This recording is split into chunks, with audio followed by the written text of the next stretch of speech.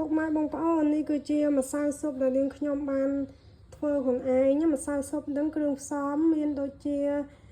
សាច់មាន់កន្លះគីឡូមានស្ពៃរួញមានការ៉ុត1មើមឆៃថាវ1មើមមានខ្ទឹមបារាំង1មើមមានខ្ទឹមក្រហម2-3មើមតូចមានខ្ទឹមស3-4មើមតូចដែរហើយក្រៅពីនឹងទៀតគឺមានដាក់ម្ទេសផ្លោកឬក៏ម្ទេសហាវ៉ៃហ្នឹងមួយផ្លែហើយមានជីតាំងអាវ2ចង្កាក់ចាយើងទិញនៅទីផ្សារទៅមួយចង្កាក់500គឺ1000អីហ្នឹងហើយមានស្លឹកខ្ទឹមឬក៏គល់ខ្ទឹមហ្នឹងគ្រឿងផ្សំមានអំបិលមួយមុខទៀតហើយបងប្អូនចង់ប្រើ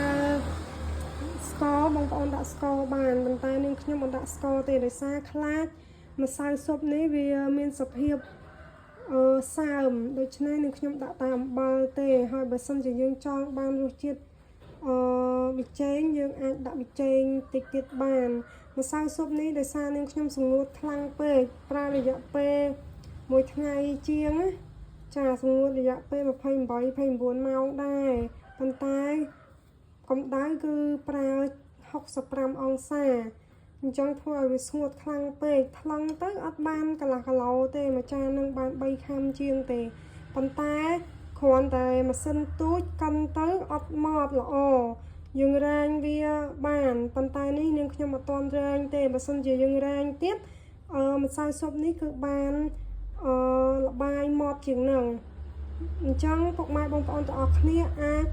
ធ្វើម្សៅស៊ុបនេះបានបើសិនជាមានម៉ាស៊ីនសម្ងួតបើសិនជាអត់មានម៉ាស៊ីនសម្ងួតបងប្អូនឬក៏ពុកម៉ែទាំងអស់គ្នាអាចយកទៅ50ថ្ងៃក៏បានដែរគ្រាន់តែយកទៅ50ថ្ងៃរៀងយូរហើយយកទៅ50ថ្ងៃហើយយើងអាចពេលដែលវាស្ងួតយើងយកវាទៅលីងបន្តិចទៀតទៅចាំយកវាទៅកិនចាបើសិនជាបុកអត់ម៉ត់ទេតើមានម៉ាស៊ីនកិនទៅវាអាចរៀងម៉ត់បានប៉ុណ្ណឹងដែរគ្រាន់តែម៉ាស៊ីននេះវាទូចអត់សូវម៉ត់ខ្លាំងទេប៉ុន្តែទោះបីជាយ៉ាងណា